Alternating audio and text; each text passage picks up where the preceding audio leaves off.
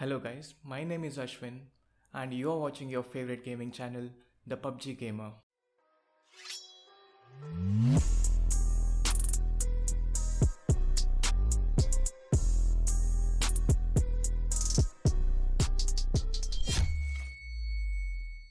Currently this video is available only in English. If you want me to make a Hindi version of this video, do let me know in the comment section below and I'll do it for you. I've been getting a lot of requests from you guys asking me to make a video on my 4-finger claw gameplay, and a lot of you might be wondering what took me this long to make this video. There are two main reasons for this. One, all this while you have been watching my gameplay videos, and this is my first handcam video, or for that matter my first video where I'm interacting with you guys directly. And so to set this up and make this possible for you guys, I had to order a few things, and the delivery of some of these components took some time in reaching me. So this was one reason why this video was delayed. And the other thing, see, there are a lot of videos out there on YouTube which talk about the 4-finger claw technique, but the one common thing that I observed in most of these videos is they go into the bits and pieces of using the 4-finger claw, but none actually go on to explain the complete details on how to use it. I wanted to make something which was a little different from all of these videos. I wanted to make something which was a complete package, which includes everything from the layout changes that you need to make, to the sensitivity settings, to the finger placements on the screen, to the actual gameplay. So yeah, these are the two reasons why this video was delayed slightly. Okay, enough of introduction now. I know it was a bit too long, but I had to make it in order to let you know the background before I start the actual video. And make sure you watch this video till the end so that you do not miss on any of the topics that I'm going to cover in this video. I have divided this video into 4 parts. In the first part, I'll be explaining you why to use 4-finger claw over 2-finger and the time needed to switch from 2 to 4-finger claw. In the second part, I'll be talking about the layout changes that are needed for 4-finger claw. In the third part, I'll be talking about the sensitivity setting changes needed. And in the fourth part, I'll be demonstrating an actual gameplay using a hand cam. If you want to switch between any of these 4 parts, you can do that anytime by clicking on the links given in the description below. So yeah, let's get into the first part. I'm assuming most of you are here because you might be either using 2 or 3 fingers for your gameplay and want to switch into the 4-finger claw technique, or you might be using 4-finger claw already but confused on whether you're using the right settings and layout changes needed for the 4-finger claw. So if you fall in any of the categories that I mentioned previously, you are in the right place. So why use 4-finger claw over 2 and 3 fingers? If you are a 2-finger player, you might have noticed that you cannot jump, aim, move and shoot at the same time using just 2 fingers. Or even if you manage to do this somehow, at least your reaction time is going to be a lot slower compared to your opponent who is using the 4-finger claw. And this is understandable because the operations that you can do is limited when using just 2 fingers. Yes, I do agree that you can use the right shooting floating button to move and shoot at the same time. That is what I used to do in the initial days in my PUBG. But there is a limitation to that as well on the range of movements that you can do compared to the 4-finger claw. 3-finger technique, on the other hand, is a way better technique to use than a 2-finger technique. You get smoother movements and better reaction times compared to 2-finger technique. But using 4-finger claw, using the layout changes that I suggest and the sensitivity settings that I'm gonna tell you, is gonna give you a significant advantage over your opponent. And for me, in a one-to-one situation, it is more than skills. The one who is able to lock on to his target first is the one who wins most of the time. So it all comes down to reaction time. It's a little hard for me here to explain you how big of an impact it's going to have on your gameplay. I suggest you to try it yourself and see the difference, and believe me guys, you will see a significant difference in your gameplay. So now that you know why to use the 4-finger claw, you might be having one more question in mind on how long it is going to take to switch from 2 or 3 fingers to 4-finger claw. Yes, you might have heard people saying that 4-finger claw is just too hard and it took them months to learn it. Guys, believe me when I say this, all of that is just BS. Yes, I do understand that none of us want to try something if it takes too long to learn it, but here's the good news for you. 4-finger claw is not going to take much time at all to learn.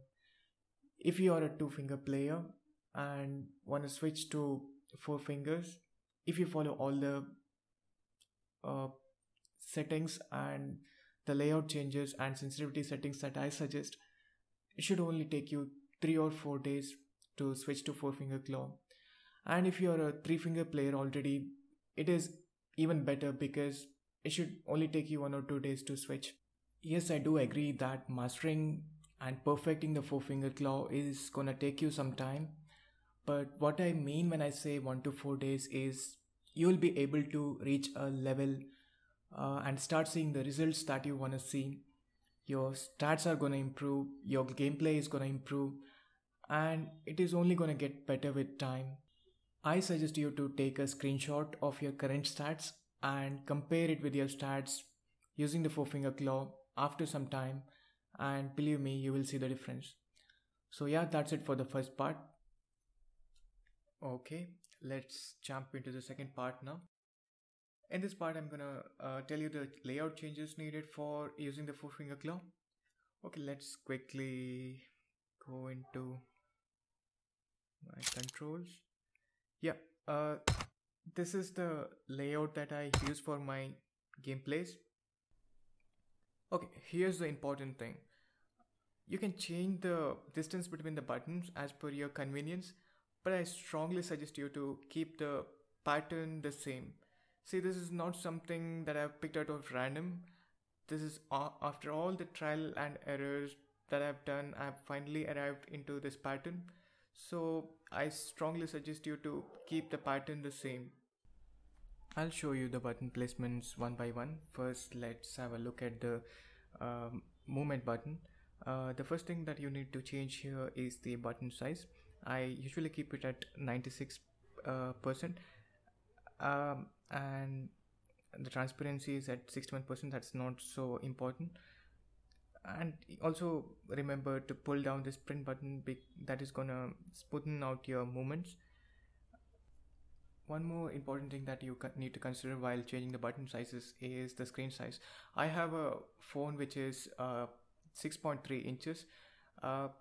You might have to change the button size as per your phone screen size, so just keep that in mind. So what is applicable to me, it might not be applicable to you, so that is one thing that you need to note. Coming to the shooting buttons, you don't need 2 shooting buttons with the current setup. Just place both the shooting buttons at the top left as I'm showing here. I have the shooting button sizes at 200% and the transparency is at 10%, which is the lowest that you can have. I suggest you to keep the right shooting button below the left shooting button, because as you know, the right shooting button is a floating button whereas the left button is a fixed button, so doing so will avoid any accidental movement triggers. So just keep that in mind. And the other thing that you need to consider is while tap shooting and throwing grenades, you might be initially having difficulty with this setup, especially if you are switching from 2 to 4-finger. But don't worry, you will eventually get used to it. And once you get used to it, it's gonna be better than what you used to have previously. and with the current setup you just cannot have the map on the default right side that PUBG gives you. So I've moved it beside the shooting button. So I have my button sizes at 80 and the transparency is at 72. So that is something you need to see. And the other important buttons that you need to consider are the jump, peak and scope buttons. So jump button you can keep it at 200% button size, and the transparency you can is not so important, it is at 23%, and scope it is also 223, same as the jump button. And the peak buttons I have at button size of 200% and the transparency here is 25%. So yeah, these are the important buttons. Apart from that, you need to see the reload button, the crouch button and the crawl button. So I've placed all three at the bottom right of my screen, so I use my thumb to press onto these buttons. So yeah, I think that's it that you need to consider when it comes to the button placements. You can have a look at the other buttons that I have on my screen. Those are not that important. Ones which are important I have already covered. So once again I'm stressing this point, you can change the distance between the buttons. It does not really matter, you can change it as per your convenience, but I really strongly suggest you to keep the pattern the same. Okay, let's quickly move into the third part of this video. Here I'll be showing you the sensitivity changes that you need to do. Okay, let me quickly open it. Okay, when it comes to sensitivity, there are 4 main sensitivity settings that you need to change. The first one is the third person camera. I usually keep it at 300% and the camera itself at 300%, and the first person camera it is also at 300%. So what will this will basically do is it will just smoothen out the time you need to turn around and move. So you will see the difference once you change it to these settings.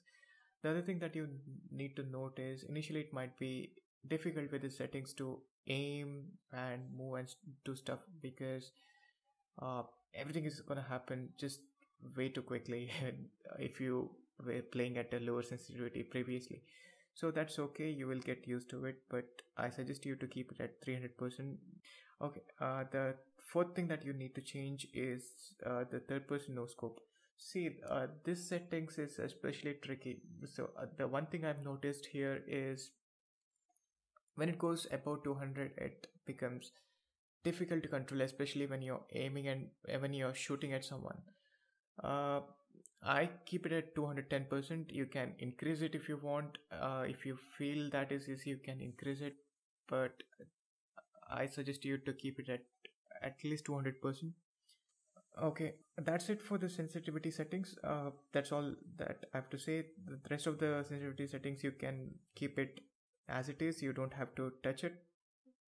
Again, these sensitivity settings you can tune as per your requirements. You can change it slightly, it's not a problem. The best way to know what is the right setting for you is to jump into the training mode and see what suits you the best. Don't change it much. A slight variation of what I've shown should be fine. Now I'll show you the 4-finger claw gameplay with my hand cam. Initially I'll go into the training mode and show you the different things that you can do with the 4-finger claw and how to do it, and the finger placements and all those things will be shown, and then I'll show you the actual handcam gameplay with 4-finger claw. So yeah, enjoy the rest of the video.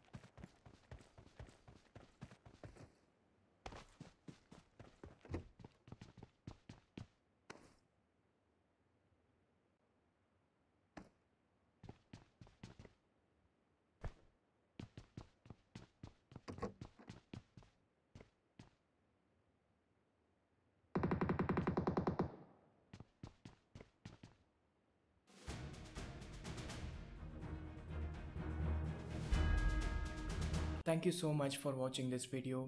I tried to cover most of the things which I felt was necessary for using this technique. If you feel I missed out on something, please feel free to leave a comment below. And if you like this video, do not forget to hit the like button and do share it with your friends who, just like me and you, love PUBG. If you're not yet subscribed to this channel, hit the subscribe button right now. This will encourage us to make more such amazing videos for you guys in the future. If you want me to make videos on any other topics apart from PUBG gameplays and tutorials, do let me know in the comment section. Yeah, that's it for this video.